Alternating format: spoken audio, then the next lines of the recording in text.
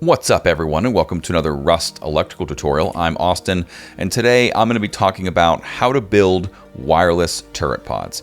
So the idea here is that you can set up these remote pods, standalone pods in and around or near your base, wherever it is, maybe in an area where you collect stone or whatever, and they're on standby, so they're not constantly drawing power, which means you can get away with very little root power to run anywhere between 1 and up to 9 turrets off of just a couple of solar panels. And so we're going to talk about, first we're going to set up, how this is built, and then we'll talk about how and why it works. So obviously for root power, I've got 2 solar panels going to a root combiner, and that's just running straight to this power in on this battery here.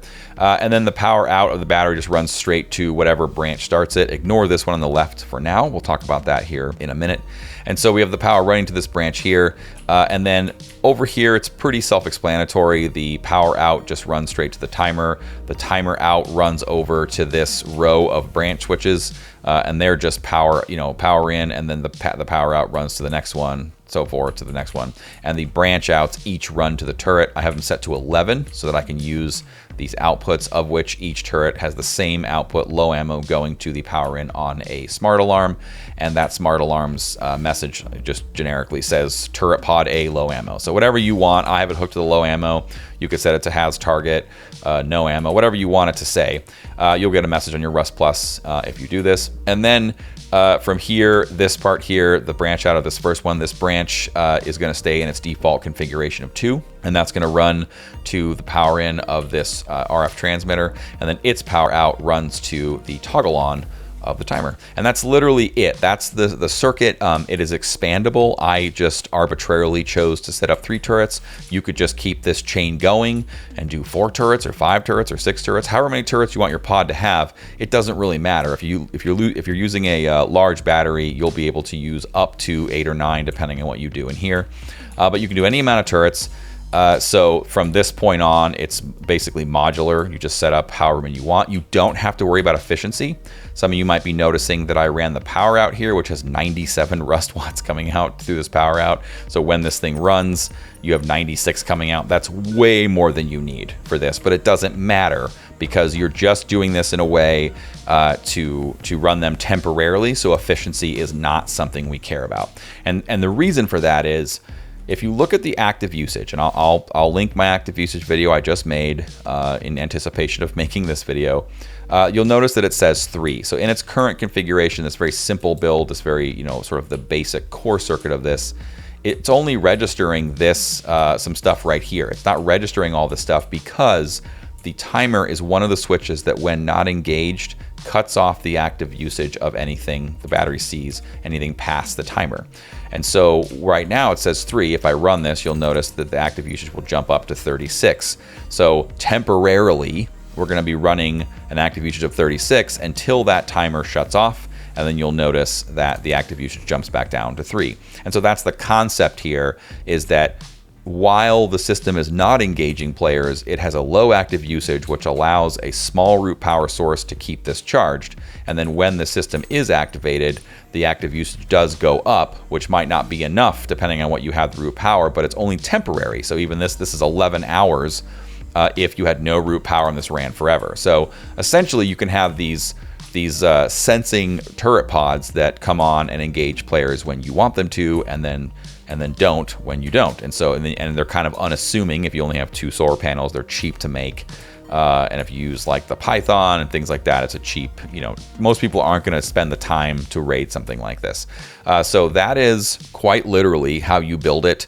Takeaway here is that we're manipulating active usage such that we can have any number of turrets with a very small root power for a sort of defensive turret pod that engages players on a sort of 1-by-1 basis. So the next thing we're going to do is we're going to look at how to expand it a little bit and put a trigger on it. Right now, I just have it set with a wireless. Here, this is the RF transmitter. This is how it's triggered. So this has to just receive a signal. I could use this remote to trigger it. So you just have to have some way for this to trigger, and then whatever you've set this time to, and I guess I should say, you're going to want to set this to longer than 10 seconds. I did that for this this tutorial, but you would want to do something like 5 minutes or you know, whatever, something long enough that they stay engaged, long enough that the players leave. I'd say between 3 and 5 minutes or whatever you want, but just longer than 10 seconds. And so this needs to get a signal, right? So the way we can do that is, this is one way to do it. I've gone full wireless in this build. Obviously, if any of you have seen any of my other videos or know more about this, you can manually run these all through OR switches into one output, but it's not very efficient. And honestly, like, these are easy to get in game now. And so this is just, to me, an easier way to do it is to use transmitters. So you got to set these frequencies to the right frequency. I think it was 1, 2, 3, 4 is what I had them set to. So yeah, just set you have to match your frequency to the pod's RF. So if you had multiple pods, you don't want to use the same frequency for every pod, because then that means these would open doors or you know, turn on turrets on a pod that could be on the other side of your compound. So you'll want to make sure each pod has its own designated frequency that's something random that's unlikely to have another player on the server use.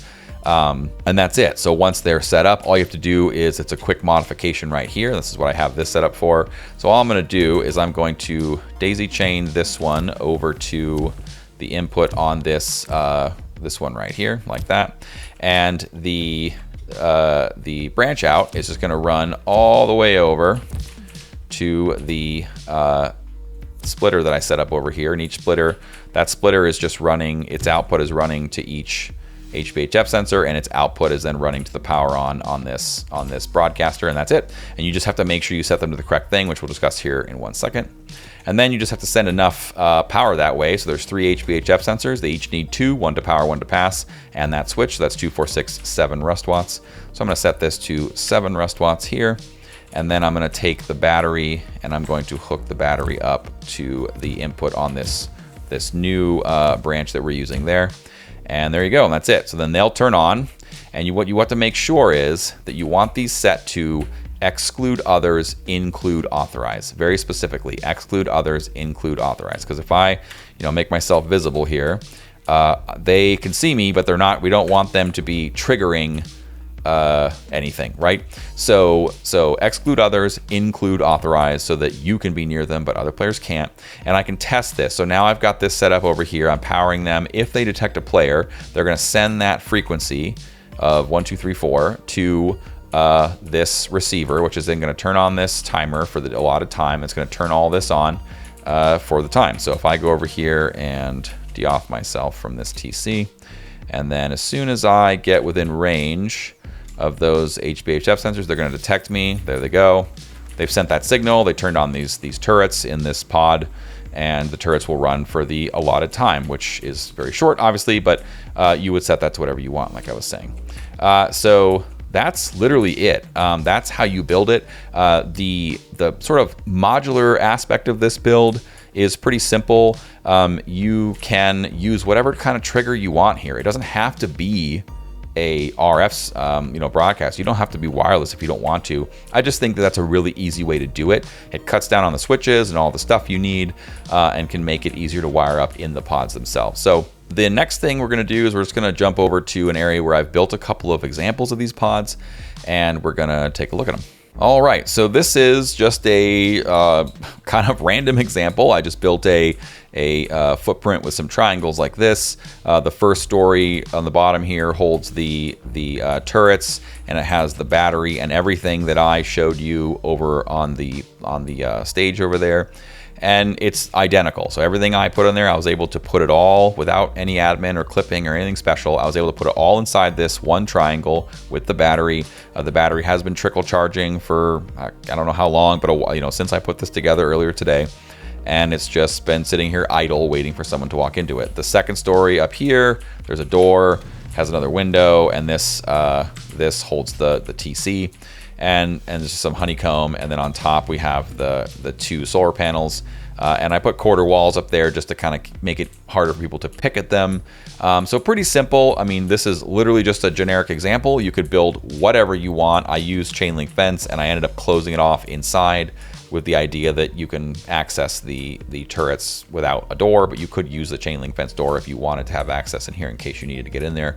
for some reason. And then the HBHF sensors, you can see these lines. And what I did was I put them, you can hide HBHF sensors in rocks. And so they're literally inside these rocks. There it is. And you don't need, you can access the power through the rock. You don't have to, do any special, there's no admin special stuff here.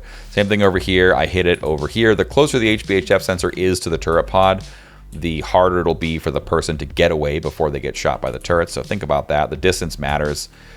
This one's in that rock and the other one's over there in that rock. So pretty simple. I'm going to make myself invisible on this one, and I'm going to deauthorize myself from this TC so it doesn't recognize me, and then come over here and I'll just approach it so you can see essentially as I'm running up, it's going to detect me. I've got it set for 1 minute on this one just for the demonstration.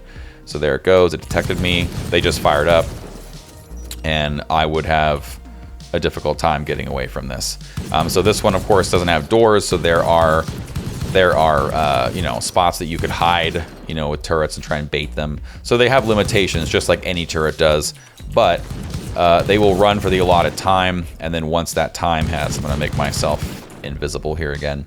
Once that 60 seconds in this case has elapsed, they're going to shut off. So again, you're going to want to do more than even 60 seconds, I would say, so that people don't notice that they shut down right away. But they will look like just powered off turrets to someone from far away. So they also kind of function as a trap to get people in close. But as soon as that timer runs out, which should be almost done here, let's see. Yeah, it's coming up right there. So I have that set to 60 seconds. And as soon as that turns off, you're going to see these shut off, because right now the active usage is, what we saw over there. And there they go. Now they're off. And so the next time that, and I'll just reauthorize myself on this TC so we can see the active usage. So it used a little bit of battery, not even that much. And now it's continuing to charge. Assuming it's daytime, I have a daytime lock for admin. But when it's daytime, they'll continue charging and be ready for the next victim. So I built another version of it over here. This is a 4 turret. Again, I said you could go up to much more than this, but I don't really see the point of having that many turrets. Maybe a 2-story if you really wanted to be deadly about it. But this is a 4 layer version, and it has doors on it this time. So I'm gonna just jump over and show you guys how I added the doors. All I did was I added a series of branch switches above the other branch switches. And remember, we don't care at all about efficiency here, because these are only powered temporarily, so efficiency doesn't mean anything. So all I did was jumper those up, and then I put door controllers on the doors. Of course, there were 4 of them, not 3, but it's the same principle. I put door controllers on the doors, and I ran the branch out to the door controller so I could leave everything in its default, so I don't have to mess with anything, because again, efficiency doesn't matter. And then I ran the power out back to the turret like this to power them. There we go. And then all I had to adjust is, because there's a branch below it and they're daisy chain, you got to adjust this one. So if I were to turn this on, you'll notice they don't turn on because I am too short. So you're gonna have to adjust this branch here to be 13 so that you have enough rust watts to accommodate this branch switch above it. So just add 2 rust watts to these to accommodate the stuff you did. And now if I were to run it, it's going to turn them on, and these would be opening doors. So that's the only modification that I made on that one, was those door controllers. You can see the door controllers in here. I paired them to each door, right? Very, very simple, very standard thing. Just pair them to each door, of which I've got 4 of these. This is the footprint, a square in the middle, triangles on the outside. Very simple. Each door is on the right side of its respective side, which gives you pretty good coverage. And then as far as the interior, again, same thing. One of the doors is an access door. It comes into this room. And this is everything that I showed you, except I added 1 more. So here I have, this is the row of turret power with the branches above them we just covered. These are going to the door controllers like I showed you, and then the power outs are running to each of the 4 turrets. Very, very simple. These are set to 13, exactly like I did over there. Everything fit in here nicely. I have my 4 smart alarms so that each turret can call me if it runs low on ammo. Again, this one's set to 60 seconds. But you can, of course, make that longer. And then nothing else is different. It's got 2 solar panels on top. It comes down into a root combiner. I added some shotgun traps in case somebody decides to come in on this one.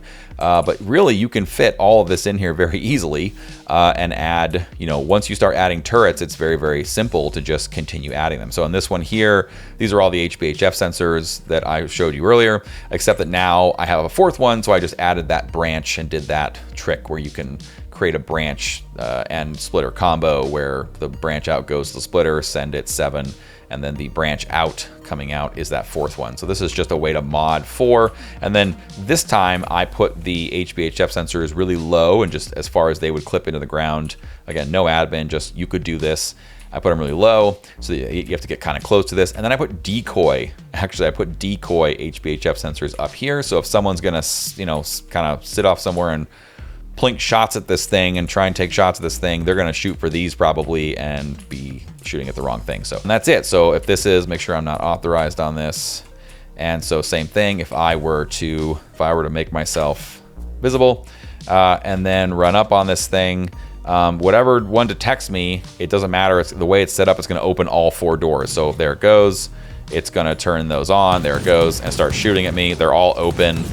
That way you can't just run around and have doors open slowly. Each one is gonna stay firing at me and stay engaging for a pretty good clip, and they're hard to hide from in this particular configuration. So this is I think a better one. The 4 I think is probably the best one as far as like watching out for blind spots you can bait turrets with. But once that 60 seconds is up, and make myself invisible again. Once that 60 seconds is up, this system will shut down and it'll be on standby again for the next one. So like right now, if I authorize myself, this is using 65 active usage. We only have up to 40 rust watts coming in. That's way too much.